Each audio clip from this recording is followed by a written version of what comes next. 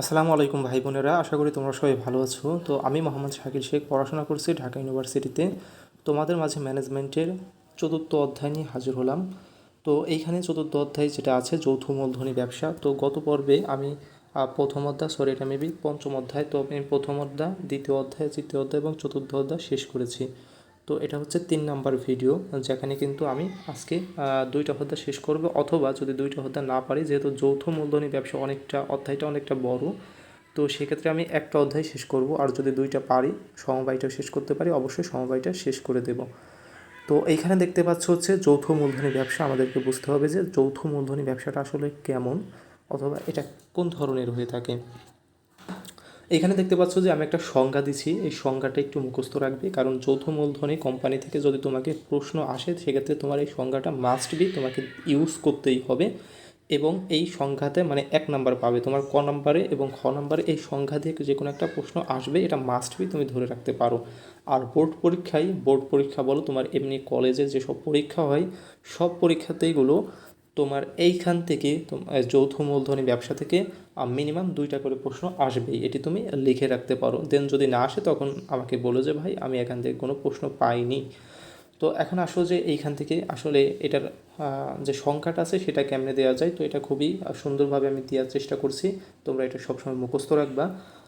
যে দেশের প্রচলিত কোম্পানি আইন অনুযায়ী গঠিত ও পরিচালিত কৃত্রিম ব্যক্তিসত্তার অধিকারী সীমিত দায়বিশিষ্ট ব্যবসা প্রতিষ্ঠানকে কি যৌথ মূলধনী ব্যবসা বলে।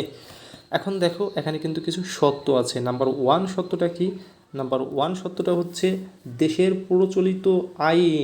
প্রচলিত কি কোম্পানি আইন অনুযায়ী এটা কি হতে হবে, এটি হচ্ছে গঠিত হতে হবে। দেন হচ্ছে পরিচালিত এবং কৃত্রিম ব্যক্তিসত্তা, এবং ব্যক্তিসত্তা হতে হবে কেমন, কৃত্রিম ব্যক্তিসত্তার অধিকারী হতে হবে। এবং আরেকটা কী হতে হবে, সীমিত দায় বিশিষ্ট হতে হবে। তো দেশের প্রচলিত আইন মানে কি, তোমার প্রত্যেকটা দেশেই একটা আইন আছে।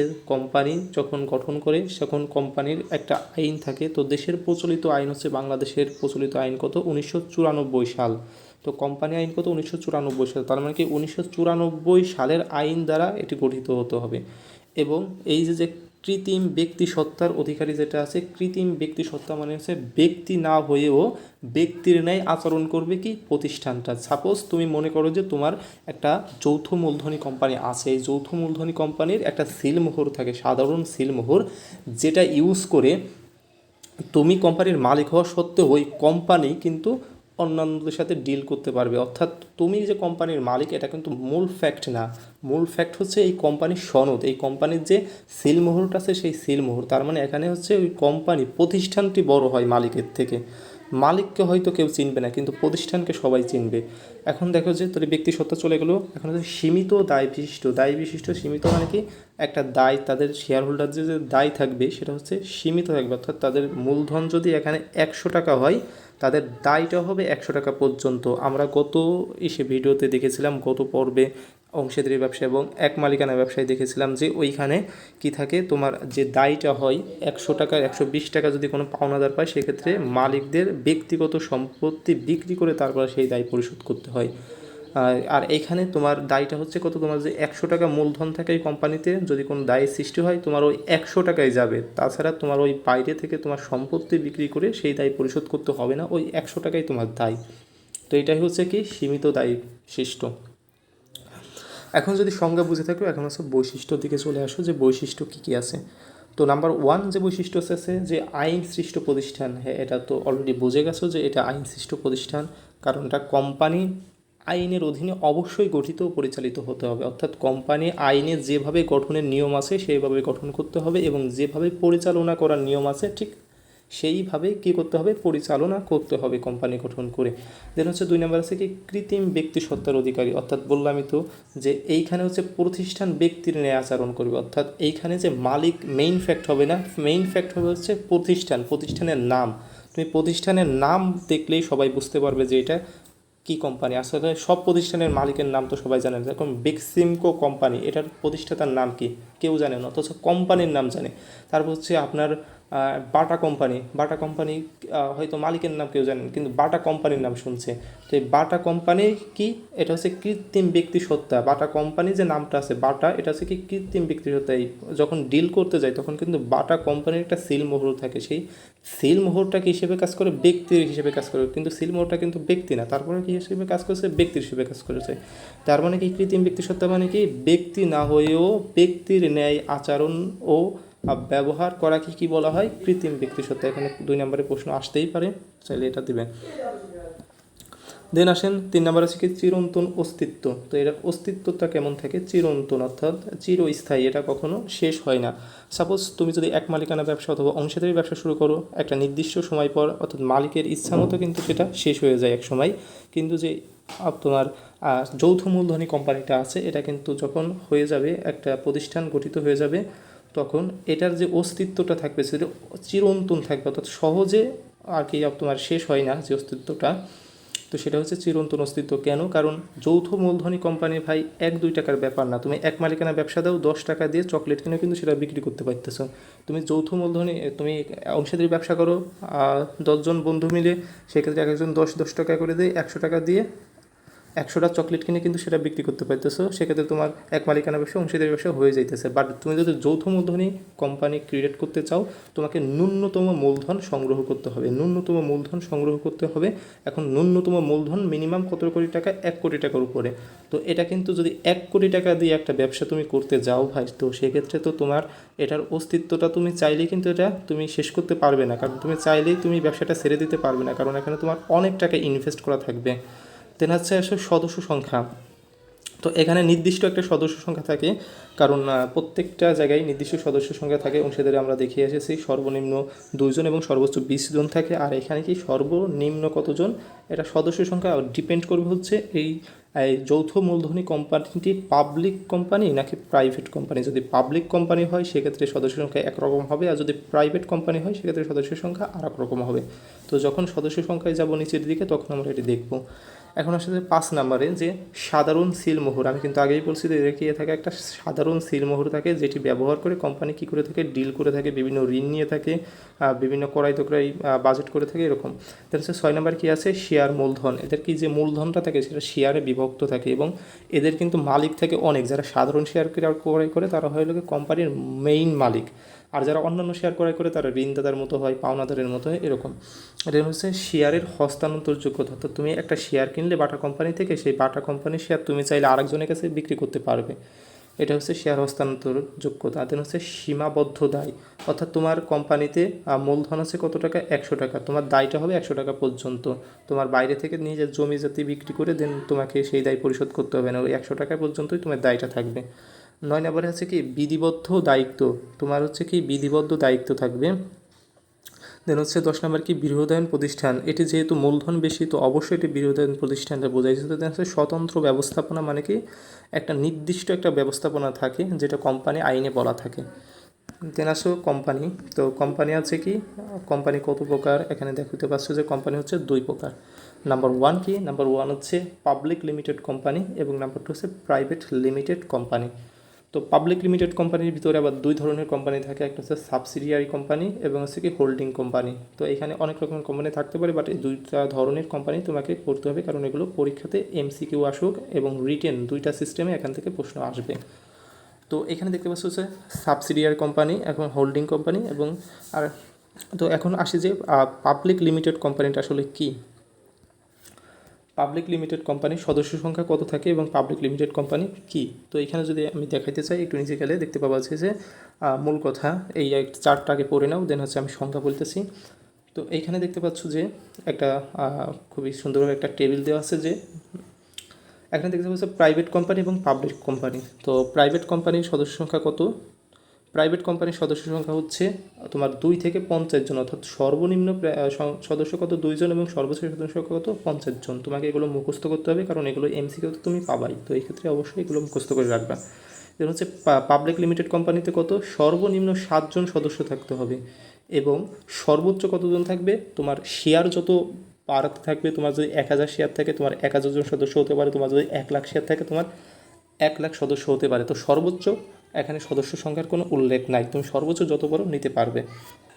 এখানে হচ্ছে পরিচালক, পরিচালক কতজন থাকবে, মানে ওই প্রতিষ্ঠানটা চালানোর জন্য কী লাগবে, একটা পরিচালক বর্গ লাগবে। তো পরিচালক কতজন থাকবে, তো প্রাইভেটের ক্ষেত্রে মিনিমাম, প্রাইভেট কোম্পানির ক্ষেত্রে মিনিমাম কতজন, 2 জন থাকবেই, মিনিমাম 2 জন, 4-5 জন থাকতে পারে, তবে মিনিমাম 2 জন অবশ্যই থাকবে। আর কি তোমার পাবলিকের ক্ষেত্রে কি থাকবে, 3 জন থাকবে, যেহেতু পাবলিকের সদস্য সংখ্যা বেশি থাকবে, দেন হচ্ছে এখানে পরিচালকও অবশ্যই বেশি থাকতে হবে, 3 জন থাকতে হবে মিনিমাম। দেন হচ্ছে শেয়ার হস্তান্তরযোগ্য, অর্থাৎ শেয়ার কি কারা বিক্রি করতে পারে, শেয়ার বিক্রি করতে পারে কারা, তো প্রাইভেট লিমিটেড যারা আছে, প্রাইভেট লিমিটেড শেয়ার বিক্রি করতে পারে না, কিন্তু পাবলিক লিমিটেড শেয়ার এবং ঋণপত্র দুটোটাই বিক্রি করতে পারে। বিধিবদ্ধ সভা, বিধিবদ্ধ সভা মানে কি 6 মাসের মধ্যে যখন কোম্পানি ক্রিয়েট করা হয় তখন 6 মাসের মধ্যে একটা সভা অবশ্যই বাধ্যতামূলকভাবে তাদেরকে আয়োজন করতে হয়, সেই সভাকে কি বলা হয়, বিধিবদ্ধ সভা বলা হয়। তো প্রাইভেট লিমিটেডের ক্ষেত্রে কী হয়, বিধিবদ্ধ সভাটা চাইলে করতে পারে, আবার না চাইলে না করতে পারে, কিন্তু পাবলিক লিমিটেড কোম্পানিকে অবশ্যই বাধ্যতামূলকভাবে ওই সভাটা অবশ্যই করতে হবে। যদি ওই সভাটা করতে ব্যর্থ হয় সেক্ষেত্রে তোমার যে পাবলিক লিমিটেড কোম্পানি যেটা আছে সেটার নিবন্ধনপত্র বাতিল হয়ে যাবে এবং সেই প্রতিষ্ঠানটি আর চালু হবে না। তো আশা করি এই টেবিলটা তোমরা মনে রাখবে। দেন আসো হচ্ছে প্রাইভেট, পাবলিক লিমিটেড এবং প্রাইভেট লিমিটেড সব কিছুই দুইটা সুন্দরভাবে বুঝতে পারছো। এখন যদি সংজ্ঞা আসে, যে সংজ্ঞাটা কেমনে দেবে, যে পাবলিক লিমিটেড কোম্পানি কাকে বলে, অর্থাৎ যে কোম্পানিতে সর্বনিম্ন সদস্য সংখ্যা 3 জন এবং সর্বোচ্চ সদস্য সংখ্যা শেয়ার সংখ্যা দ্বারা সীমাবদ্ধ এবং শেয়ার অবাধে হস্তান্তরযোগ্য তাকে কি পাবলিক লিমিটেড কোম্পানি বলে। এবং প্রাইভেট লিমিটেড সংখ্যা কীভাবে দেবে, যে কোম্পানির সদস্য সংখ্যা সর্বনিম্ন 2 জন এবং সর্বোচ্চ 50 জন এবং শেয়ার হস্তান্তর অযোগ্য তাকে প্রাইভেট লিমিটেড কোম্পানি বলে। এখন আসো যে পাবলিক লিমিটেড কোম্পানির দুইটা কোম্পানি রয়েছে, একটা সাবসিডিয়ারি কোম্পানি এবং হচ্ছে কি হোল্ডিং কোম্পানি। ধরো কোম্পানি এ এবং হচ্ছে কি কোম্পানি বি, তো আমি এগুলো মার্কগুলো মুছে দেই। তো কোম্পানি এখন দেখতে পাচ্ছ হচ্ছে কোম্পানি এ, একটা আছে কোম্পানি এ, আর একটা আছে কি কোম্পানি বি। তো এ হচ্ছে তোমার একটা কোম্পানি যার শেয়ার আছে হচ্ছে 100টি শেয়ার আছে, এর কতটি শেয়ার আছে, 100টি শেয়ার আছে। এখন বি কী করলো, এই 100টি শেয়ার থেকে এই বি কিনে নেছে কতটি, 51টি শেয়ার, 50টি অথবা তার বেশি, অর্থাৎ 51টি শেয়ার কিনে নেছে। তার মানে কি এই বিটা হবে কোন কোম্পানি, হোল্ডিং কোম্পানি। মানে কি এই যে কোম্পানিটা হচ্ছে কোনো কোম্পানির 50%-এর বেশি শেয়ার কিনে নেবে সে হবে কি হোল্ডিং কোম্পানি। আর এই কোম্পানিটা কি হবে, কোম্পানিটা হবে তোমার কি সাবসিডিয়ারি কোম্পানি, অর্থাৎ যে কোম্পানিটা অন্য কোম্পানির 50 ভাগের বেশি শেয়ার ক্রয় করে নেবে তাকে বলা হবে কি হোল্ডিং কোম্পানি। আর যে কোম্পানি শেয়ারটি ক্রয় করবে, মানে কোম্পানি শেয়ারটি ক্রয় করছে, কী হবে, হবে হচ্ছে কি তোমার সাবসিডিয়ারি কোম্পানি। তো এখানে 50%-এর বেশি মানে 70% কিনতে পারে, এখানে কিন্তু চাইলে 60% কিনতে পারে, 50.01% কিনতে পারে, কারণ 50%-এর বেশি হলেই সেটা কী হবে, হোল্ডিং কোম্পানি হয়ে যাবে। তো আশা করি এই দুটোটা তোমরা বুঝতে পারছো। এখন আসো যে গঠন পর্যায়, তো আমরা তো এই কোম্পানিগুলো গঠন করব, তো এই গঠনে কিছু পর্যায় রয়েছে, সেই পর্যায়গুলো মেনেই সেগুলোকেই কী করতে হবে, গঠন করতে হবে। তোমার 1 নম্বরে আছে কি, তোমাকে কী করতে হবে, প্রথমে হচ্ছে উদ্যোগ গ্রহণ করতে হবে। তুমি একটা কোম্পানি খুলবে, তোমাকে তো অবশ্যই উদ্যোগ গ্রহণ অবশ্যই করতে হবে, কারণ উদ্যোগ গ্রহণ না করা ছাড়া তুমি কোম্পানি ক্রিয়েট কখনোই করতে পারবে না। তুমি আগে ভেবে চিন্তে নিলে যে আমি একটা কোম্পানি ক্রিয়েট করবো, এটা হচ্ছে উদ্যোগ গ্রহণ। দেন হচ্ছে দলিলপত্র কী করবে, প্রণয়ন করবে, অর্থাৎ যতগুলো দলিলপত্র লাগবে তা কোথায় থাকবে, কোম্পানি আইনে 1994 সালে যে কোম্পানি আইনটা আছে ওইটার ভিতরে সবগুলো থাকবে। তো এটা তুমি কোথায় পাবে, তুমি ইন্টারনেটে সার্চ করলেই 1994 সালে কোম্পানি আইনের সকল ডিটেলস তুমি পেয়ে যাবে। তো কী কী দলিলপত্র লাগবে সেগুলো কী করবে, প্রণয়ন করবে, অর্থাৎ লেখালেখির কাজ যেগুলো আছে, যেগুলো দলিলপত্র সংগ্রহ করতে হয় সবগুলো তুমি কি সংগ্রহ করবে। সংগ্রহ করে কি করবে, নিবন্ধন পত্র সংগ্রহ করবে। এগুলো যদি তুমি নিবন্ধকের অফিসে পাঠাই দাও প্রণয়ন করে সব কিছু গুছিয়ে, তখন কি করবে, নিবন্ধনপত্র পাঠানোর পর তোমাকে নিবন্ধনপত্র সংগ্রহ করতে হবে, নিবন্ধক একটা সিগনেচার করে দেবে, তারপর সেইটা তোমাকে সংগ্রহ করতে হবে। তো এই 3টা কাজ করতে পারলেই তুমি কি করতে পারবা, প্রাইভেট লিমিটেড কোম্পানি, অর্থাৎ প্রাইভেট লিমিটেড কোম্পানি তুমি এই 3টা জিনিস করার পর তুমি প্রাইভেট লিমিটেড কোম্পানি চালু করতে পারবা। কিন্তু পাবলিক লিমিটেড কোম্পানি তোমাকে চালু করতে হলে অবশ্যই 4 নাম্বারটাও তোমাকে জোগাড় করে তারপর চালু করতে হবে, অর্থাৎ কার্য আরম্ভ পর্যায়ে। তোমার কার্য আরম্ভ পর্যায়ে যতক্ষণ কোম্পানি তোমাকে না দিচ্ছে, অর্থাৎ কোম্পানি যে আইনের অধীনে যারা ব্যক্তিবর্গ আছে তারা যতক্ষণ না দেবে ততক্ষণ তুমি পাবলিক লিমিটেড কোম্পানির কার্যক্রম শুরু করতে পারবে না। কিন্তু প্রাইভেট লিমিটেড কার্যক্রম শুরু করতে পারবা তোমার এই 3টা টাস্ক পূরণ করার পর। 4 নাম্বার টাস্ক পূরণ করে তুমি হচ্ছে পাবলিক লিমিটেডের কাজকর্ম শুরু করতে পারবা। আর তারপর হচ্ছে আসো স্মারকলিপি কিছু তোমার পাবলিক লিমিটেড কোম্পানির, কিছু প্রাইভেট লিমিটেড কোম্পানি কিংবা যৌথ মূলধনী কোম্পানি। যৌথ মূলধনী কোম্পানি মানে পাবলিক প্রাইভেট সবগুলোর মিশ্রণকেই বোঝায়। তো ওগুলো হচ্ছে বিভিন্ন পার্থক্য আছে ওইখান থেকে, সদস্যর দিক থেকে ভিত্তি করে, মূলধনের দিক থেকে ভিত্তি করে। এখন আসলে যে কোম্পানির কিছু দলিল আছে, তো এটা প্রাইভেটের ক্ষেত্রেও যা তোমার পাবলিক লিমিটেড কোম্পানির ক্ষেত্রেও তা, তবে কোনো কোনো জায়গায় পার্থক্য আছে, সেটা আমি অবশ্যই তোমাদেরকে বলে দেবো। তো এইখানে দেখতে পাচ্ছ যে স্মারকলিপি। তো স্মারকলিপি কি? স্মারকলিপি হচ্ছে তোমার কোম্পানির যে মূল একটা দলিল থাকে, কোম্পানির মূল দলিল কি? স্মারকলিপি। দেন হচ্ছে তোমার এইখানে থাকে কোম্পানির একে স্মারকলিপি কী বলা যেতে পারে? পরিমেলবদ্ধ বলা যেতে পারে। স্মারকলিপি অথবা কি পরিমেলবদ্ধ। দেন এটাকে কি বলা যায়?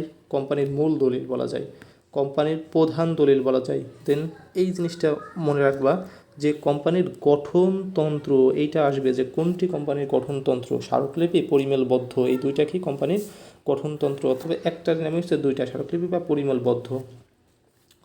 আর এই স্মারকলিপি বা পরিমেলবদ্ধ ধারা থাকে কয়টি? ধারা থাকে হচ্ছে 6টি। ধারা কয়টি থাকে? ধারা হচ্ছে 6টি থাকে। তো নাম্বার 1 কি? এখন হচ্ছে নাম ধারা, ঠিকানা ধারা, উদ্দেশ্য ধারা, মূলধন ধারা, দায় ধারা এবং সম্মতি ধারা। তো কেন এই ধারাগুলো আসলো? এরকম স্মারকলিপিতে ধারাগুলো থাকবে। সাপোজ তোমার প্রতিষ্ঠানের নামটা কি হবে? তুমি প্রতিষ্ঠানে একটা নাম রাখলে, বাটা কোম্পানি, তোমার এই নামটা হচ্ছে কি নাম ধারা। এখন হচ্ছে ঠিকানা ধারা, এই প্রতিষ্ঠানটি কোথায়, এই প্রতিষ্ঠানটি কোথায় স্থাপন করবে, কোথায় তুমি এই প্রতিষ্ঠানটি চালু করবে। তুমি চাইছো ঢাকার ভিতরে করতে, তার মানে তোমার স্থানটা কোথায়, ঠিকানাটা কোথায়? ঢাকা। দেন হচ্ছে উদ্দেশ্য, তোমার প্রতিষ্ঠানটি কী উৎপাদন করবে, এটা হচ্ছে একটা উদ্দেশ্য। তোমার প্রতিষ্ঠানটি কোন উদ্দেশ্যে প্রতিষ্ঠিত করতে চাইতেছো? কলম উৎপাদন করতে, তাহলে কি এটা আছে একটা উদ্দেশ্য। দেন হচ্ছে মূলধন ধারা, তোমার প্রতিষ্ঠানের মূলধন হবে কত টাকা, তুমি সেই মূলধন কেমনে তুমি জোগাড় করবে, এটা কি? মূলধন ধারা। দেন হচ্ছে দায় ধারা, তোমার প্রতিষ্ঠানের দায় কেমন, প্রত্যেকটা সদস্যের দায় হবে কেমন, সেটা কি? দায় ধারা। তো প্রত্যেকটা সদস্যের দায় হবে কতটুকু, সেটা দায় ধারা। সম্মতি ধারা, অর্থাৎ যতগুলো সদস্য আছে তারা কি আসলে সম্মতি দিচ্ছে যে আসলে কোম্পানি গঠন আমরা করব, তো তাদের স্বাক্ষর নেওয়া, এটাই কি? সম্মতি ধারা। তো আসুন, এখন কথা হচ্ছে তোমাকে জাস্ট কোনো কোম্পানি আসলো, এসে বললো যে ভাই আমরা একটা কোম্পানি ক্রিয়েট করব, তখনই তো তুমি টাকার সাথে সাথে তাকে টাকা দিয়ে দেবে না যে ভাই ঠিক আছে আমি তোমাদের পার্টনার হয়ে গেলাম, তোমরা কোম্পানি ক্রিয়েট করো, আমিও আসি। তো কী করবে? প্রথমে হচ্ছে নিশ্চয়ই নাম জিজ্ঞাসা করবে, ভাই কোম্পানি ক্রিয়েট করবো, কোম্পানির নামটা কি? তো বললো যে ভাই আমাদের কোম্পানির নাম বাটা কোম্পানি। দেন তুমি বললা যে ভাই বাটা কোম্পানি বুঝলাম, কোম্পানির ঠিকানা কোথায়, অর্থাৎ কোম্পানি কোথায় আমরা প্রতিষ্ঠিত করব? তো বললো যে ভাই ঢাকার ভিতরে, যেহেতু ইনকামটা ভালো আছে ঢাকার ভিতরে আমরা করব। তো তারপর বলছে ভাই আমাদের উদ্দেশ্যটা কী হবে, আমরা কী তৈরি করব, কী প্রোডাক্ট তৈরি করবো? তো বললো যে ভাই কলম উৎপাদন করব। তো সেটাও বুঝলে। দেন হচ্ছে করে ভাই ঠিক আছে মূলধন কত করে দেওয়া লাগবে একজনের? তো বললো যে ভাই একজনের 1 কোটি করে দেওয়া লাগবে। তো দিলাম, তাও ঠিক আছে। ভাই দায়টা কেমন হবে? ভাই দায়টা হবে তোমার ওই 1 কোটি টাকা পর্যন্ত, তাও মেনে নিলাম। এখন কি করতে হবে? ভাই সম্মতি দরকার। কোথায় সম্মতি দরকার? এখানে একটা টিক চিহ্ন দরকার, অথবা তোমার সিগনেচার দরকার। তো সিগনেচার দিয়ে দিলে এটা হচ্ছে সম্মতি। তো এটাই গেল। তারপরে আরেকটা দলিল আছে, তো এইটা দলিলটা কি? সংঘবিধি অথবা পরিমেল নিয়মাবলী। পরিমেল নিয়মাবলী, এখানে দেখতে পাচ্ছ নিয়ম। তো প্রতিষ্ঠানের নিয়ম নীতি, প্রতিষ্ঠানের অভ্যন্তরীণ নিয়ম নীতি, দেখুন অভ্যন্তরীণ পরিচালনা সংক্রান্ত নিয়ম নীতি লেখা থাকে। মানে কি? প্রতিষ্ঠানের অভ্যন্তরীণ, প্রতিষ্ঠানটি কীভাবে চলবে, কোনভাবে চলবে, এগুলো নিজেরাই তৈরি করে, অর্থাৎ যারা মালিক থাকে তারাই নিজেরাই তৈরি করতে পারে, এটা তৈরি করে। তো এটা হচ্ছে কি? পরিমেল নিয়মাবলী। আর এই পরিমেল নিয়মাবলী চাইলে পাবলিক লিমিটেড কোম্পানি যদি চায়, সেক্ষেত্রে কি করতে পারে? তফসির 1 ব্যবহার করতে পারে। তফসির 1, ত ফ শিকারের শির, তফসির 1। তো তফসির 1 কেন ব্যবহার করতে পারবে? কারণ তফসির 1-এ এমন কিছু নিয়মাবলী লেখা আছে যেগুলো যদি ফলো করে তাদের নতুন করে আর নিয়মাবলী তৈরি করতে হয় না। তো এটা কারা পারবে? শুধুমাত্র পাবলিক লিমিটেড কোম্পানি পারবে। প্রাইভেট লিমিটেড কোম্পানি এই তফসির 1 ব্যবহার করতে পারবে না। এদের জন্য অবশ্যই কী করতে হবে? তোমার এই পরিবেল নিয়মাবলীতে নিজেরা বসে আলোচনা করে এটাগুলো ঠিক করতে হবে। দেন আসো এখন পরের পেজে। তো পরের পেজে আছে কি, এখানে দেখতে পাচ্ছেন বিভিন্ন ধরনের শেয়ার আছে। তো শেয়ারগুলো তোমাকে বুঝতে হবে, কারণ এই শেয়ার থেকে প্রত্যেক বছরে যদি গ নাম্বার এবং ঘ নাম্বারে কোনো সৃজনশীল প্রশ্ন এসে থাকে অবশ্যই শেয়ার থেকে আসবে। এখান থেকে মিনিমাম 15 নাম্বার তোমরা পাবে, সৃজনশীলে 15 নাম্বার পাওয়া যায়। আর কোম্পানি থেকে মিনিমাম 2 থেকে 3টা প্রশ্ন আসবেই। তো শেয়ার থেকে যদি এটা তোমাদের ক্লিয়ার থাকে শেয়ার সম্পর্কে, সেক্ষেত্রে তোমার এখান থেকে অবশ্যই 10 নাম্বার মিনিমাম তুমি এখান থেকে পাবেই। তো এখান থেকে আসো যে সাধারণ শেয়ার, এখানে শেয়ার আছে, অনেকগুলো শেয়ার আছে। তো আমি এক এক করে আলোচনা করবো, অবশ্যই মনোযোগ দিয়ে শুনবে যে সাধারণ শেয়ারটা কী। তো সাধারণ শেয়ার হচ্ছে তোমার এগুলোর বৈশিষ্ট্যটা পড়ে নাও, সাথে তোমার সংজ্ঞা বানাইতে ভালো একটা আয়ত্তে আসবে। এবং সংজ্ঞা কখনোই মুখস্থ করবে না, এগুলো একটু বুঝে বুঝে নিজেই বানানোর ট্রাই করবে। আর অনেক সবসময় চাইবে যে কোনো কিছু নোট করে পড়তে, নোট করে পড়লে তোমার সেই পড়াটা আরও বেশি ইফেক্টিভ হবে। চাইলে আমার এই যে পড়াটা পড়াইতেছি এটা তুমি চাইলে নোট করতে পারো। এখানে দেখতে পাচ্ছ যে কোম্পানি পরিচালনায় অংশগ্রহণ করতে পারে। তো সাধারণ শেয়ার যারা কেনে তারা কি করতে পারে, কোম্পানির যে পরিচালনা আসে সেটাই কি করতে পারে, অংশগ্রহণ করতে পারে।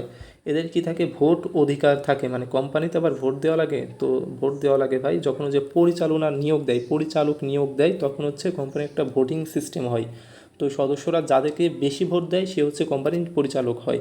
তো ভোট অধিকার থাকে, প্রত্যেকেরই একটি করে ভোট অধিকার থাকবে। যত সাধারণ শেয়ারের মালিক আছে সবাই একটি করে ভোট দিতে পারবে এবং প্রত্যেকের সমান ভোট থাকবে। দেন হচ্ছে 3 নম্বরে, সবার শেষে কিন্তু বিলম্বিত শেয়ার হোল্ডারদের পূর্বে লাভ ক্ষতি গ্রহণ করবে।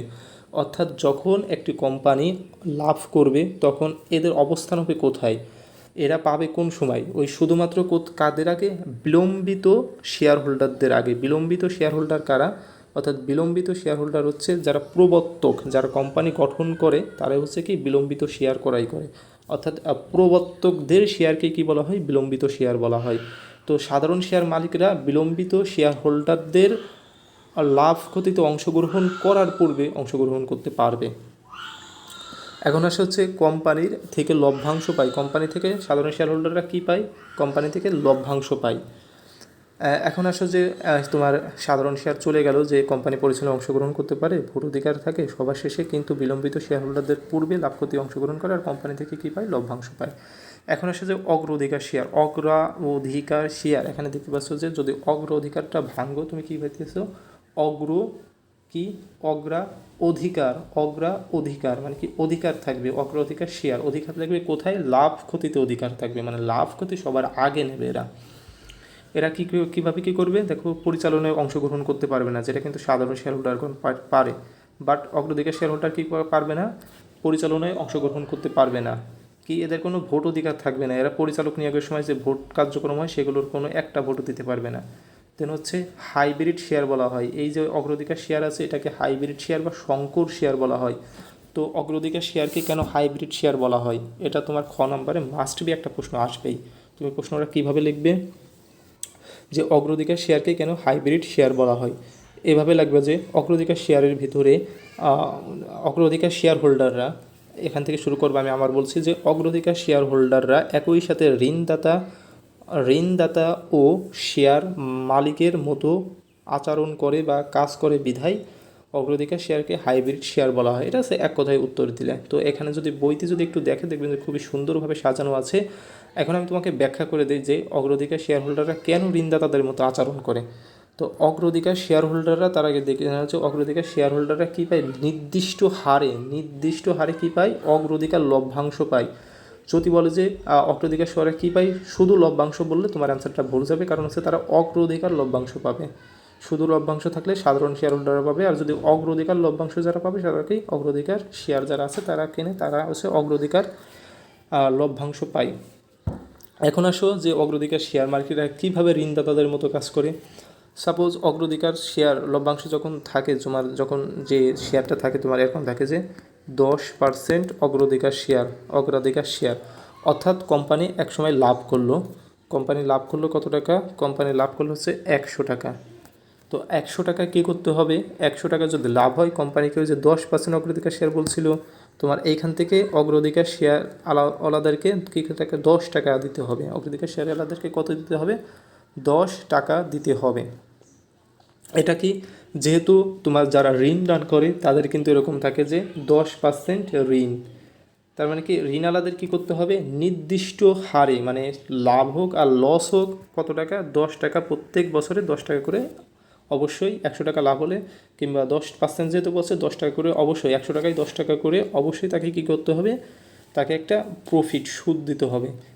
ঠিক একই সিস্টেমে যে অগ্রাধিকার শেয়ার আলাদাকে কী করতে হবে, ওই 10 টাকা হারে কিংবা যে পার্সেন্ট থাকে সেই পার্সেন্ট হারে, আর ঋণদাতাদের মতো ঋণদাতারা যেমন সুদ নেয় অগ্রাধিকার আলাদাকেও তো এরকম একটা নির্দিষ্ট হারে সুদ দিতে হবে। তো এটা হচ্ছে কি ঋণদাতাদের মতো কাজ করে। আবার তোমার ইসের মতো কাজ করে কিভাবে, শেয়ার হোল্ডারদের মতো কাজ করে কিভাবে, মালিকের মতো কাজ করে কিভাবে, কারণ যে তারা শেয়ার কেনে, অগ্রাধিকার শেয়ার কেনে এবং শেয়ার কিনে তারা কোম্পানির মালিকানার একটা সুযোগ পায়। তো এই ক্ষেত্রে কীভাবে হিসেবে কাজ করে, মালিক হিসেবে কাজ করে বা সাধারণ শেয়ার হোল্ডারদের মতো কাজ করে। তো আশা করি বুঝতে পারছো। এখন হচ্ছে বোনাস শেয়ার। তো বোনাস শেয়ার, তো এটা যদি তুমি সংখ্যা বানাইতে চাও এরকম বানাইতে পারো যে তুমি আগে সাধারণ শেয়ারের সংখ্যা দিয়ে নেই যে সাধারণ শেয়ার কারা, সাধারণ শেয়ার কাকে বলে, অর্থাৎ যে শেয়ারের মালিকগণ কোম্পানি পরিচালনায় অংশগ্রহণ করতে পারে, ভোর অধিকার থাকে, কোম্পানি থেকে লভ্যাংশ পায়, তাকে সাধারণ শেয়ার বলা হয়। এখন আসো অগ্রাধিকার শেয়ারের সংখ্যা কী দেবা, অর্থাৎ যে শেয়ার হোল্ডারগণ কোম্পানি পরিচালনায় অংশগ্রহণ করতে পারে না, কোম্পানির পরিচালক নিয়োগের সময় ভোট অধিকার থাকে না এবং নির্দিষ্ট হারে অগ্রাধিকার লভ্যাংশ পায়, তাদেরকে অগ্রাধিকার শেয়ার বলে। তো এই বৈশিষ্ট্যগুলো দিয়ে তুমি সংখ্যা বানিয়ে নেবে। আমি কিন্তু এটা মুখস্থ করে বলি নাই, আমি কিন্তু এই বৈশিষ্ট্যগুলো দিয়েই বানিয়ে বলছি। এখন আছে বোনাস শেয়ার। তো বোনাস শেয়ার কাকে বলে, বোনাস শেয়ার এইখানে দেখুন সংজ্ঞা দেওয়া আছে। তো কী বলা আছে যে শেয়ার হোল্ডারদের মধ্যে নগদে লভ্যাংশ না দিয়ে লভ্যাংশ হিসেবে শেয়ার বন্টন করা হলে তাকে বোনাস শেয়ার বলে। কেমন, তো জিনিসটা কেমন হয়, মনে করো যে এবার কোম্পানি 100 টাকা লাভ করছে, তো 100 টাকায় শেয়ার হয় কয়টা, 100টা। তো কোম্পানি কি করলো, একটা শেয়ারের দাম 1 টাকা করে ধরলো, ধরার পর কী করছে, এই যে 100 টাকা লভ্যাংশ তোমার শেয়ার হোল্ডারদের মধ্যে বন্টন করবে, সেই নগদ টাকা না দিয়ে কি করলো কোম্পানি, 100টা শেয়ার, সেই 100টা শেয়ার বানিয়ে কি করলো, এই যে শেয়ার হোল্ডার যারা লভ্যাংশটা পাবে তাদেরকে কি দিল, শেয়ার দিল। তাতে কি হলো, কোম্পানির নগদ টাকা প্রতিষ্ঠানের বাইরে চলে গেল না, এতে কোম্পানির মূলধনটা বৃদ্ধি পেল এবং কি বৃদ্ধি পায়, যে শেয়ার সংখ্যা আছে না, এই শেয়ার সংখ্যা বৃদ্ধি পায়, কিন্তু মূলধন অপরিবর্তিত থাকে। কেন অপরিবর্তিত থাকে, কারণ নগদ টাকা দিলে তো তাদের কি হইতো, মূলধন, নগদ টাকা দিলে তাদের মূলধন থেকে নগদ টাকা চলে যেত, আর এখানে কি হয়েছে, এখানেও তাদের মূলধন থেকে নগদ টাকা চলে গেছে কিন্তু শেয়ার সংখ্যা বৃদ্ধি পাইছে। তো এই শেয়ার সংখ্যা বাড়ানোর জন্যই কোম্পানি কী করে, নগদ টাকার পরিবর্তে বোনাস শেয়ার ইস্যু করে থাকে। এখন আসলে কি রাইট শেয়ার বা অধিকারযোগ্য শেয়ার, রাইট শেয়ার বা অধিকারযোগ্য শেয়ার, একটা জিনিস বোঝা যাচ্ছে না, যে অধিকার, যে শেয়ারে অধিকার থাকে, অথবা রাইট মানে কি অধিকার, অর্থাৎ অধিকারযোগ্য শেয়ার। তাহলে কি এখানে কি হবে, যে কোম্পানি নতুন শেয়ার ইস্যু করার সময় সম্পূর্ণ বা অংশবিশেষ তার ক্রয়ের অধিকার পুরাতন শেয়ার হোল্ডারদের জন্য সংরক্ষণ করলে তাকে কী বলা হয়, অধিকারযোগ্য শেয়ার বলা হয়। কেমন বিষয়টা, মনে করো যে কোম্পানি নতুন 100টা শেয়ার বাজারে ছাড়বে, তো 100টা শেয়ার বাজারে ছাড়ার পূর্বে পুরাতন শেয়ার হোল্ডারদের জন্য কী করলো, যে 90টা শেয়ার রেখে দিল, যে এগুলো আমি পুরাতন শেয়ার হোল্ডারের কাছে বিক্রি করব। কারণ পুরাতন শেয়ার হোল্ডাররা যারা, পুরাতন শেয়ার হোল্ডার মানে কি, যারা বর্তমানে কোম্পানির শেয়ার মালিক আছে, এখন যদি কোম্পানির নতুন শেয়ার বাজারে নতুন মালিকদের কাছে বেচে, অর্থাৎ নতুন মালিক খোঁজে, তো সেক্ষেত্রে পুরাতন শেয়ার হোল্ডাররা রিপোর্ট জানাতে পারে যে আমরা আপনাদের প্রতিষ্ঠানে এতগুলো শেয়ার কিনছি, আমরা প্রতিষ্ঠানের মালিক, অথচ আমাদের কাছে শেয়ার বিক্রি না করে আপনি অন্যর কাছে শেয়ার বিক্রি করলেন। তো এই জিনিসটা কেমন লাগে না, তো একজন ক্রেতা যদি প্রত্যেক দিন আপনার কাছ থেকে একটা প্রোডাক্ট, যদি আপনার সাপোজ, অত বোঝার দরকার নেই, আপনার হচ্ছে কি পুরাতন শেয়ার হোল্ডারদের কাছে যদি কোনো শেয়ার বিক্রি করার একটা অধিকার ওরা যদি পোষণ করে, সেক্ষেত্রে কী হবে, সেটা অধিকারযোগ্য শেয়ার হবে। তোমরা এই যে এই সংজ্ঞাটা মনে রাখবে। তো নতুন শেয়ার ইস্যু করলে কাদের, পুরাতনের একটা অধিকার থাকবে, যে এই শেয়ারটা আমরা ক্রয় করার অগ্রাধিকার আগে পাবো, তারপরে যদি আমরা ক্রয় করতে না পারি সেক্ষেত্রে নতুন যেসব মালিক আছে নতুন মালিক খুঁজবেন। তো কোম্পানিকে এই একটা কথা বলে দেয়। দেন হচ্ছে 2 নম্বর হচ্ছে কি, মূলধন প্রয়োজন হলে, এটাই অধিকারযোগ্য শেয়ার কেন, যদি নতুন শেয়ার কেন ইস্যু করা হয়, যখন কোম্পানির মূলধন প্রয়োজন হয়, যখন মূলধন স্বল্পতা দেখা দেয়, তখন কোম্পানি কী করে, নতুন শেয়ার ইস্যু করে। এখন হচ্ছে বিলম্বিত শেয়ার। এই যে আমি কিন্তু উপরে বলে আসছি যে বিলম্বিত শেয়ার কাদের শেয়ার, অর্থাৎ প্রবর্তকদের ক্রয়কৃত শেয়ারকে বিলম্বিত শেয়ার করে। প্রবর্তক কারা, যারা হচ্ছে কোম্পানি গঠন করে, যারা কোম্পানির শুরুতে গঠন করে, তার হচ্ছে কি প্রবর্তক। আর কি এই প্রবর্তকরা কী বলে, সবার শেষে লাভ ক্ষতিতে অংশগ্রহণ করে। এখন হচ্ছে যোগ্যতা সুযোগ শেয়ার। যোগ্যতা সুযোগ শেয়ার কি? কোম্পানির পরিচালক হওয়ার জন্য যতটুকু শেয়ার ক্রয় করতে হয়, অর্থাৎ কোম্পানির পরিচালক হওয়ার জন্য, তুমি পরিচালক হতে চাও কোম্পানির, তোমাকে ভোটে দাঁড়ানোর পূর্বে তোমাকে অবশ্যই একটা নির্দিষ্ট পরিমাণ শেয়ার ক্রয় করতে হবে। অর্থাৎ ওই কোম্পানির মিনিমাম 2% শেয়ার তোমাকে ক্রয় করতে হবে, কিংবা কোম্পানির যতটুকু বলে দেবে যে পরিচালক হতে গেলে আমার কোম্পানির 10% শেয়ার ক্রয় করতে হবে। যদি কোম্পানি বলে দেয় তোমাকে যদি 10% শেয়ার ক্রয় করতে পারো, মোট শেয়ারের 10% যদি তুমি ক্রয় করতে পারো, অর্থাৎ কোম্পানি যতটুকু শেয়ার ক্রয় করতে বলবে তুমি যদি সেই পরিমাণ শেয়ার ক্রয় করতে পারো, তাহলে তুমি কোম্পানির পরিচালকে ভোটে দাঁড়াতে পারবে, ইলেকশনে দাঁড়াতে পারবে। দেন হচ্ছে তোমাকে ভোট যদি দেয়, তুমি যদি পাশ করতে পারো, সেক্ষেত্রে তুমি কোম্পানির পরিচালক হয়ে যাবে। আসলে হচ্ছে যোগ্যতা সুযোগ শেয়ার কি 2 মাসের মধ্যে ক্রয় করতে হবে। তোমার অনেক টাইম পাবা না, তুমি হচ্ছে 2 মাস টাইম পাবা যোগ্যতা সুযোগ শেয়ার ক্রয় করার জন্য। তো এখন আসলে দেখতে পাচ্ছ যে শেয়ার মোটামুটিভাবে আমরা শেষ করতে পারছি। এখন আসলে যে এই কারা কোন সময় লভ্যাংশ আর কি নেয়, এখানে দেখতে পাচ্ছ প্রথমে যারা লভ্যাংশ পাবে তারা কারা? তারা হচ্ছে বন্ড হোল্ডার বা ঋণদাতারা। প্রথমে কারা? বন্ড হোল্ডার বা ঋণদাতারা লভ্যাংশ পাবে। এরপর কারা পাবে? এরপর হচ্ছে অগ্রাধিকার শেয়ার হোল্ডাররা লভ্যাংশ পাবে। তারপর কারা পাবে? সাধারণ শেয়ার হোল্ডাররা পাবে। এবং সব শেষে কারা পাবে? সব শেষে হচ্ছে বিলম্বিত শেয়ার হোল্ডার, অর্থাৎ কোম্পানির যারা মালিক, যারা বিলম্বিত শেয়ার কেনে, তারা হচ্ছে সবার শেষে লাভ ক্ষতিতে অংশগ্রহণ করবে। অর্থাৎ লাভ হইলে লাভের টাকা নেবে সব শেষে, আর লস হইলে লসটা মেটাবে সবার শেষে। এখন আসে আমাদের এই পেজ শেষ। এখন আসে এই পেজটায় কী আছে, এখানে আছে হচ্ছে বন্ড অথবা ঋণপত্র। বন্ড অথবা ঋণপত্র, তো বন্ড আর ঋণপত্র দুইটাই সেম।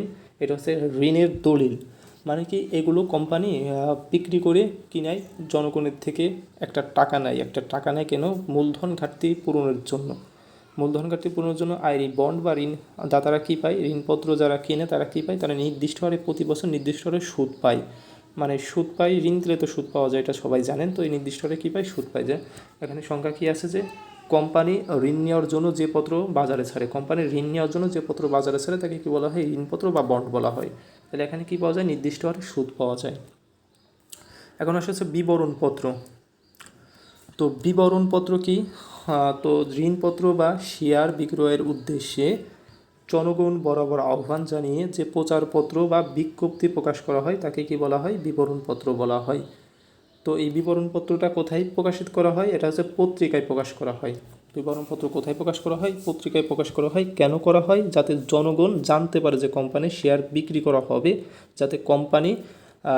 যাতে জনগণ বুঝতে পারে যে এই কোম্পানির শেয়ার কেমন, এবং বিবরণপত্রে কী কী থাকে?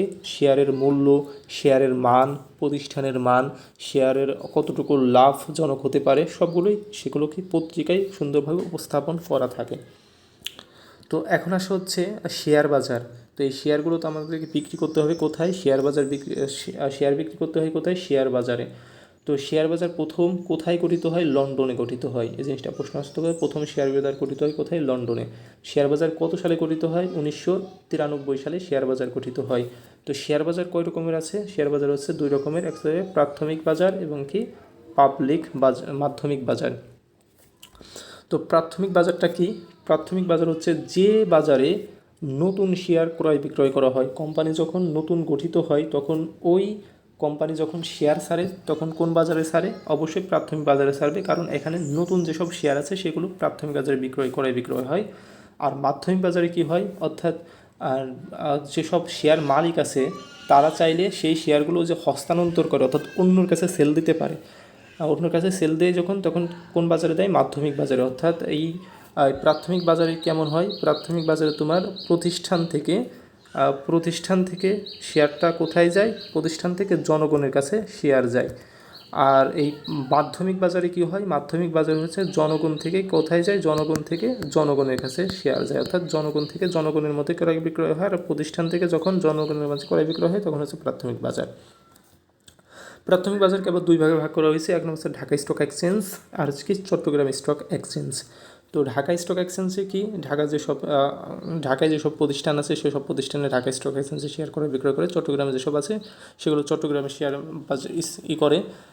তোমার একটা জোন আছে যে এই জোনের লোকজন এই বাজারে মানে ঢাকা স্টক এক্সচেঞ্জের অন্তর্ভুক্ত হবে, আর এই এলাকার লোকজন কিংবা এই বিভাগের লোকজন চট্টগ্রাম স্টক এক্সচেঞ্জের অন্তর্ভুক্ত হবে। তো ঢাকা স্টক এক্সচেঞ্জ কত সালে গঠিত হয়েছিল? 1954 সালে গঠিত হয়েছিল এবং চট্টগ্রাম স্টক এক্সচেঞ্জ 1995 সালে গঠিত হয়েছিল। এখন আসলে হচ্ছে কোম্পানির 3টি সভা আছে, গুরুত্বপূর্ণ 3টি সভা, সেই 3টি সভা অবশ্যই কোম্পানিকে পালন করতে হয়। এখানে দেখতে পাচ্ছ যে কোম্পানির সভা 3টি, কয়টি? কোম্পানির সভা 3টি, এগুলো হচ্ছে খুবই গুরুত্বপূর্ণ সভা এবং যদি আসে কোম্পানির সভা কয়টি তোমাকে অ্যান্সার করতে হবে কোম্পানির সভা 3টি। নাম্বার 1 কি? সাধারণ সভা। সাধারণ সভা হচ্ছে এজিএম, অ্যানুয়াল জেনারেল মিটিং। তো অ্যানুয়াল মানে বার্ষিক, জেনারেল মানে সাধারণ, এমএসএ মিটিং অর্থাৎ বার্ষিক সাধারণ সভা। তো বার্ষিক সাধারণ সভায় কী কী আছে যে প্রথমবার 18 মাসের মধ্যে আয়োজন করতে হবে। অবশ্যই এই বার্ষিক সভাটা যেটা আছে সেটা 18 মাসের মধ্যে আয়োজন করতে হবে। তোমার একটা কোম্পানি গঠন করলে গঠন করার পর 18 মাসের মধ্যে তোমাকে অবশ্যই এই সাধারণ সভাটার আয়োজন করতে হবে। 2 নম্বর কী আছে? 2 সভার মধ্যবর্তী ব্যবধান 15 মাসের বেশি হবে না, অর্থাৎ 18 মাসের ভিতরে একবার আয়োজন করার পর যদি তোমাকে এটা বছর বছর আয়োজন করতে হবে, কিন্তু 15 মাসের বেশি 2টি সবার মধ্যবর্তী দূরত্ব তোমার কি 15 মাসের বেশি হওয়া যাবে না। যদি হয় সেক্ষেত্রে তোমার নিবন্ধনপত্র বাতিল হয়ে যাবে। তোমার কোম্পানির যে নিবন্ধনপত্র বাতিল হলে তুমি কোম্পানি চালাইতে পারবে না। দেন হচ্ছে কমপক্ষে 14 দিন পূর্বে নোটিশ দিতে হবে। কমপক্ষে কতদিন পূর্বে নোটিশ দিতে হবে? 14 দিন পূর্বে নোটিশ দিতে হবে। তবে 2021 সাল থেকে কী আসছে? 2021 সাল থেকে এটা চেঞ্জ হয়ে তোমার এখানে কি 21 দিন হয়ে গেছে। 2021 সালের যে কোম্পানি আইনটা চেঞ্জ হয়েছে সেটা কি 21 দিন পূর্বে নোটিশ দিতে হবে। তুমি তোমার 21 দিন আনসার থাকে সেক্ষেত্রে তুমি 21 দিন দিবা, যদি তোমার 21 দিন না থাকে সেক্ষেত্রে তুমি অবশ্যই 14 দিন দিবা। তো এখানে আসো বিধিবদ্ধ সভা। বিধিবদ্ধ সভাটা কি? অর্থাৎ যে সভাটা 6 মাসের মধ্যে প্রায় পাবলিক লিমিটেড কোম্পানিকে অবশ্যই বাধ্যতামূলকভাবে আয়োজন করতে হবে, সেটা কি? বিধিবদ্ধ সভা। অর্থাৎ কোম্পানির জীবন দশায় কমপক্ষে একবার করা বাধ্যতামূলক। এই বাধ্যতামূলক কথাটি শোনো যে কোন সভা আয়োজন করা বাধ্যতামূলক? বিধিবদ্ধ সভা আয়োজন করা কি বাধ্যতামূলক। এখন আসলে হচ্ছে একটা কি 30 থেকে 180 দিনের মধ্যে আয়োজন করতে হবে, মানে কি 6 মাসের মধ্যে আয়োজন করতে হবে। 30 থেকে 180 দিন মানে 1 থেকে 6 মাসের মধ্যে এটা অবশ্যই আয়োজন করতে হবে। আর হচ্ছে কমপক্ষে 21 দিন পূর্বে নোটিশ দিতে হবে। এটা নোটিশ দিতে হবে কারণ নোটিশ মানে কি? অর্থাৎ যারা শেয়ার হোল্ডার আছে তাদেরকে 21 দিন পূর্বে জানাতে হবে যে আমরা এই কোম্পানির এই দিনে আমরা কি করতেছি, আমরা বিধিবদ্ধ সভার আয়োজন করছি, তোমরা সবাই উপস্থিত থাকবে। দেন হচ্ছে বিশেষ সভা। বিশেষ সভা কি? এটা হচ্ছে গুরুত্বপূর্ণ কোনো বিষয়ে শেয়ার হোল্ডারদের মতামত নেওয়ার জন্য এটিকে আয়োজন করা হয় এবং হচ্ছে এটার কি কমপক্ষে 21 দিন পূর্বে নোটিশ দিতে হবে। তো সব ক্ষেত্রে 21 দিন, শুধু সাধারণ সভার ক্ষেত্রে কতদিন? 14 দিন পূর্বে নোটিশ দিতে হয়। তো এটাও চেঞ্জ হয়ে গেছে। 2021 সালে কত হয়েছে? 21 দিন হয়েছে। সবগুলো 21 দিন, তাহলে 21 দিন পূর্বে নোটিশ দিতে হয়। দেন আসলে হচ্ছে কোম্পানির কিছু আইন আছে। তো এই 3টা গুরুত্বপূর্ণ আইন বারবার পরীক্ষা আসে, সেক্ষেত্রে তোমাদেরকে এখানে লিখে দিচ্ছে যে কোম্পানি আইন কত সালের? কোম্পানি আইন হচ্ছে 1994 সালের, যা কত সালে? 1995 সালের 1 জানুয়ারি কার্যকর হয়। তো এটার 1994 সালের কোম্পানি আইন কত সালে কার্যকর হয়? 1995 সালের 1 জানুয়ারিতে কার্যকর হয়। ব্যাংকিং আইন কত সালের? ব্যাংকিং আইন হচ্ছে 1991 সালের। ব্যাংকিং আইন কত সালে? 1991 সালের। আর্থিক প্রতিষ্ঠান আইন কত সালের? 1993 সালের। তো এই 2টা জিনিস হচ্ছে আরেক জায়গা থেকে একটু আমদানি করে আনছি, যেহেতু পুরো সালগুলি 90-এর ঘরে, সেক্ষেত্রে তোমাদের সুবিধার জন্য একটু এক জায়গায় রাখছি, যেগুলো কিন্তু বারবার এমসিকিউতে আসে, এই কারণে হচ্ছে এক জায়গায় করে আনা হয়েছে। তো আমাদের মোটামুটি এখানে কোম্পানি যেটা ছিল, কোম্পানির যৌথ মূলধনী কোম্পানি মোটামুটি শেষ হয়ে গেছে। এখন যেহেতু এখন মাত্র ভিডিওটি 38 মিনিট হয়েছে, তো সেক্ষেত্রে আমি সমবায় সমিতিটা শেষ করার চেষ্টা করব। তোমরা অবশ্যই ধৈর্য সহকারে দেখবে। তোমরা চাইলে এটা এখন স্কিপ করে রাখতে পারো, পরে সমবায় সমিতি একটু পরে দেখতে পারবো যদি মাথাটা ঠান্ডা করতে পারো। তো আমি এই কারণেই এতটুকু টাইম নিচ্ছি, একটু বেশি টাইম নিচ্ছি, কারণ যেটা পড়াবো ভাই সুন্দরভাবে পড়ানোর চেষ্টা করব যাতে তোমরা বুঝতে পারো। আসলে না বুঝলে সে পড়ার কোনো দরকার নেই। তো যারা বুঝতে পারবা তারা অবশ্যই একটা লাইক দিবা, অবশ্যই কমেন্ট করে জানিয়ে দেবা আসলে তোমাদের কোথায় সমস্যা, কোথায় বুঝতে সমস্যা হয়েছে এবং আমার কোনো ভুলভ্রান্তি আছে কি না। তো ভুলভ্রান্তি থাকতে পারে, কারণ আমিও মানুষ, টু আর ইজ হিউম্যান, মানুষ মাত্রই ভুল। তো আমার ভুলগুলো আমাকে কমেন্ট করে জানিয়ে দেবা যে আমার এই জায়গায় ভুল হয়েছে তোমাদের পড়াইতে যেয়ে। দেন আসছে সমবায় সংগঠন কি? সমবায় সমিতি। আমরা নতুন একটা চ্যাপ্টারে চলে আসছি। মাথাটা ঠান্ডা করে আসো, আমরা সমবায় সমিতিটা পড়ি। সমবায় সমিতি, সমবায় সংগঠন কি বা সমবায় সমিতিটা কি, এই জিনিসটা আমাকে প্রথমে বুঝতে হবে। দেখো একটা সংজ্ঞা দিচ্ছি যে নিজেদের অর্থনৈতিক কল্যাণ লাভের জন্য সম্মিলিত প্রচেষ্টায় সমবায় আইনের আওতায় গড়ে তোলা প্রতিষ্ঠানকে কী বলা হয়? সমবায় সমিতি বলা হয়। তো দেখো এখানে সংজ্ঞার ভিতর কয়েকটা শর্ত আছে যে নিজেদের অর্থনৈতিক কল্যাণ লাভের জন্য, অর্থাৎ কিসের জন্য? নিজেদের অর্থনৈতিক কল্যাণ লাভের জন্য। কেমন প্রচেষ্টায়? সম্মিলিত প্রচেষ্টায়, মানে কি সবার প্রচেষ্টা এক হতে হবে। কোন সমবায় আইনের আওতায়, মানে কি সমবায় একটা আইন আছে, কোম্পানি আইনের মতো সমবায় আইন আছে 2001 সালের। সমবায় আইন কত? 2001 সালের। এই সমবায় আইনের আওতায় এটি করতে হবে, অর্থাৎ সমবায় আইনের যেভাবে গড়ার নিয়মকানুন দেখানো আছে ঠিক সেইভাবে এটি কী করতে হবে, এই সমবায় আইনের আওতায় সমবায় আইনটি গড়ে তুলতে হবে। দেন এখান থেকে তো দিয়ে দিছি যে সমবায় আইন কত সালের, 2001 সালের, এবং সমবায় সমিতি কত, সমবায় বিধিমালা আছে একটা, অর্থাৎ বিধিবিধান কীভাবে চলবে, কীভাবে চালাতে হবে, এই সবকেই 2004 সালের। তো এই দুইটাই প্রশ্ন অবশ্যই মনে রাখবে। এবং সমবায় সমিতির জনক আছে একজন, সমবায় সমিতির জনককে ডাক্তার আক্তার হামিদ খান। সমবায় সমিতির জনককে ডাক্তার আক্তার হামিদ খান। এখন আসো যে বৈশিষ্ট্য আছে সমবায় সমিতির, বৈশিষ্ট্য আছে এবং এখানে ব্যাখ্যা দিয়েছে সুন্দরভাবে। তো আমি চেষ্টা করব যে এইটা যে পিডিএফ লিঙ্কটা আছে, যে এই পেজটার পিডিএফ লিঙ্ক যেগুলো পড়াইতেছি, তো এগুলো পিডিএফ লিঙ্ক ভিডিও ডিসক্রিপশন বক্সে দিয়ে দেবো। তো চাইলে তোমরা এগুলো ডাউনলোড করে পড়তে পারবে। তো তোমরা একটু ভিডিও ডিসক্রিপশন বক্স চেক করো। তো আমি তোমাদের সুবিধার্থে এই ভিডিওর ডিসক্রিপশন বক্সে এই পিডিএফ লিঙ্কটা দেওয়ার চেষ্টা করব। এখন আসে কি গঠন প্রকৃতি, এটার গঠন প্রকৃতিটা কেমন, সমবায় সমিতির গঠন প্রকৃতিটা কেমন। তো গঠন প্রকৃতি হচ্ছে তোমার দেশের প্রচলিত সমবায় আইন অনুযায়ী কতিপয় ব্যক্তি স্বেচ্ছায় সংঘবদ্ধ হয়ে এরূপ ব্যবসা গঠন করে। অর্থাৎ দেশের প্রচলিত সমবায় যে আইনটা আছে 2001 সালের, সেটা মেনে নিয়ে, অর্থাৎ কয়েকজন লোক, কতিপয় ব্যক্তি মানে মিনিমাম 20 জন ব্যক্তি হতে হবে সমবায় আইন করতে হলে, অর্থাৎ সমবায় সমিতি ক্রিয়েট করতে হলে। তো স্বেচ্ছায়, অর্থাৎ সেই ইচ্ছায়, মানে নিজের ইচ্ছায় জোর জুলুম করে হবে না, অর্থাৎ স্বেচ্ছায় সংঘবদ্ধ হয়ে একই দল হয়ে এরূপ ব্যবসা গঠন করতে পারবে। তারপর হচ্ছে সমবায় আইন হচ্ছে 2001 সালে, সমবায় বিধিমালা 2004 সালে, এটা অলরেডি বলা হয়ে গেছে। তারপর হচ্ছে উদ্দেশ্য, এদের উদ্দেশ্যটা কী? এদের উদ্দেশ্য হচ্ছে পারস্পরিক অর্থনৈতিক কল্যাণ নিশ্চিত করা। পারস্পরিক অর্থনৈতিক কল্যাণ নিশ্চিত করা। তোমাকে এমসিকিউতে আসতে পারে যে সমবায় সমিতির উদ্দেশ্য কী, তোমাকে অবশ্যই আনসার করতে হবে যে পারস্পরিক অর্থনৈতিক কল্যাণ নিশ্চিত করা। তোমাকে এরকম প্রশ্ন আসতে পারে যে পারস্পরিক অর্থনৈতিক কল্যাণ নিশ্চিত করা কোন প্রতিষ্ঠানের উদ্দেশ্য, সমবায় সমিতি, এক মালিকানা ব্যবসা, অংশীদারি ব্যবসা, যৌথ মূলধনী কোম্পানি। তোমাকে অবশ্যই টিকমার্ক দিতে হবে, কোথায়? সমবায় সমিতিতে টিকমার্ক দিতে হবে। তারপর এদের সদস্য সংখ্যা, সমবায় সমিতির সদস্য সংখ্যা কতজন? তো সমবায় সমিতির সদস্য সংখ্যা সর্বনিম্ন 20 জন হতে হবে। সর্বনিম্ন কতজন? 20 জন। এবং সর্বোচ্চ শেয়ার সংখ্যা তার সীমাবদ্ধ হয়েছে পাবলিক লিমিটেড কোম্পানির মতো। তো পাবলিক লিমিটেড কোম্পানির সর্বনিম্ন সদস্য সংখ্যা ছিল কত? 7 জন। আর এখানে সর্বনিম্ন সদস্য সংখ্যা কত? 20 জন। এবং সর্বোচ্চ সদস্য সংখ্যা পাবলিক লিমিটেড কোম্পানিও শেয়ার সংখ্যা দ্বারা সীমাবদ্ধ, এখানে কত? শেয়ার সংখ্যার দ্বারা সীমাবদ্ধ। এবং প্রতিটি শেয়ারের দাম কমপক্ষে 10 টাকা হবে। প্রতিটি শেয়ারের দাম কমপক্ষে কয় টাকা করে হতে হবে? 10 টাকা করে হতে হবে। এখন হচ্ছে শেয়ার বিক্রয়। এরা শেয়ার বিক্রয় কেন করে? তো মূলধন সংগ্রহ করা হয় শেয়ার বিক্রয়ের মাধ্যমে। তো কেন কী করে? মূলধন সংগ্রহের জন্য কী করে? শেয়ার বিক্রয় করে। আর কি, একজন ব্যক্তি মোট শেয়ারের 20% শেয়ার ক্রয় করতে পারবে। এটা বারবার পরীক্ষা আসে যে একজন ব্যক্তি কতটুকু শেয়ার ক্রয় করতে পারবে, অর্থাৎ মোট শেয়ারের 20%। যদি তোমার 100টা শেয়ার থাকে তোমার সমবায় সমিতিতে, তুমি সর্বোচ্চ 20টা শেয়ার ক্রয় করতে পারবে, এর বেশি তুমি শেয়ার ক্রয় করতে পারবে না। তারপর আসছে ব্যবস্থাপনা কমিটি। ব্যবস্থাপনা কমিটি কতজন হতে হবে? এখানে দেখতে পাচ্ছেন 6 জন, 9 জন অথবা 12 জন। 6 জন, 9 জন অথবা 12 জন। ব্যবস্থাপনা কমিটি কতজন হবে? 6 জন, 9 জন অথবা 12 জন হবে। অর্থাৎ 6 জনের কম হবে না এবং 12 জনের বেশি হবে না। এবং ব্যবস্থাপনা কমিটির মেয়াদ কত থাকবে? প্রথমে যে কমিটিটা প্রতিষ্ঠান গড়ার পর প্রথম যে কমিটি হবে তার মেয়াদ থাকবে 1 বছর। এবং পরবর্তীতে যেসব কমিটি হবে ওই 1 বছর পর আবার নতুন যেসব কমিটি হবে তাদের মেয়াদ থাকবে কত বছর? 3 বছর।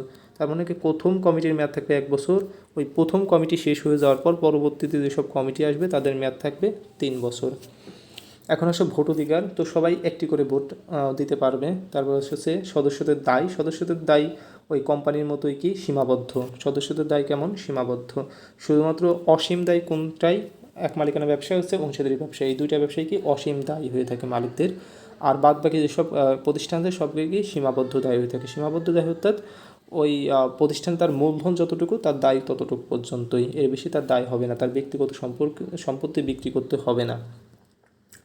তারপর হচ্ছে লাভ ক্ষতিতে কীভাবে অংশগ্রহণ করে এরা?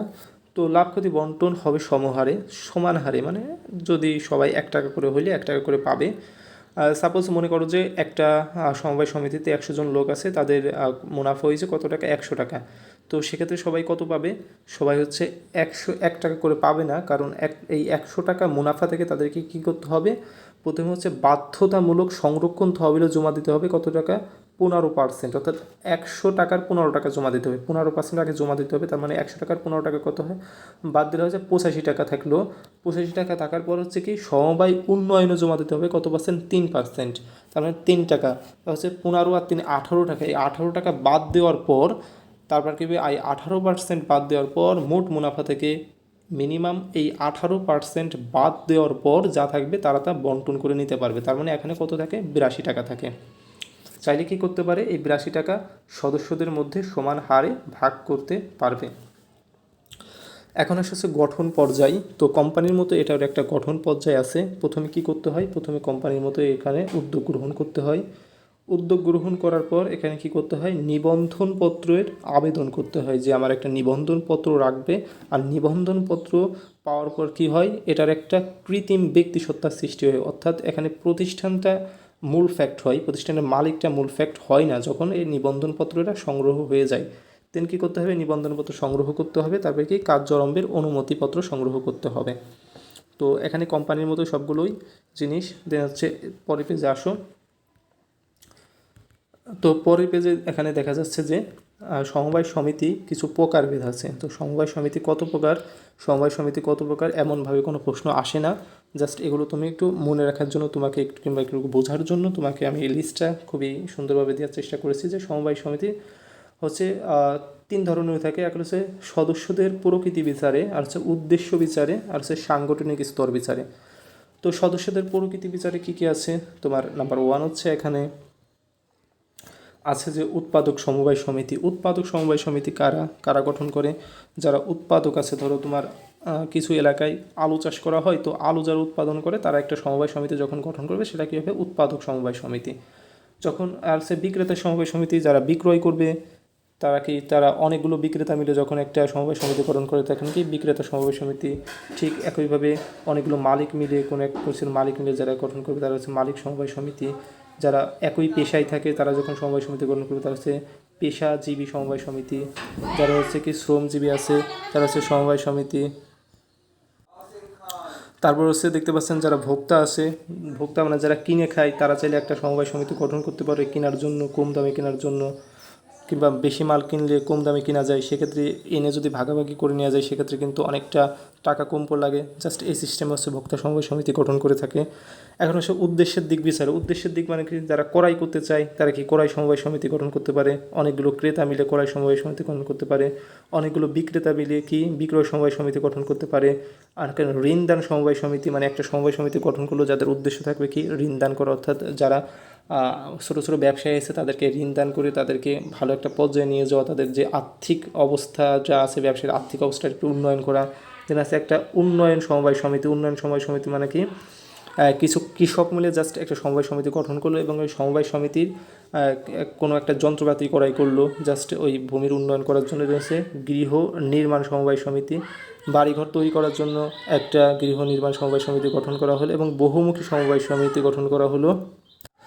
তারপর হচ্ছে বহুমুখী সমবায় সমিতি। তোমার বহুমুখী সমবায় সমিতি কি হচ্ছে, তোমার বহু কাজ তোমার করার জন্য যেসব সমবায় সমিতি গঠিত হয় সেটা হচ্ছে বহুমুখী সমবায় সমিতি। আসলে সাংগঠনিক বিচারে প্রাথমিক সমবায় সমিতি। প্রাথমিক সমবায় সমিতি মানে কি, এই যেটা সমবায় সমিতির সাধারণ সমবায় সমিতি সেটা মিনিমাম সদস্য সংখ্যা কত 20 জন এবং সর্বোচ্চ শেয়ার সংখ্যা তার সীমাবদ্ধ।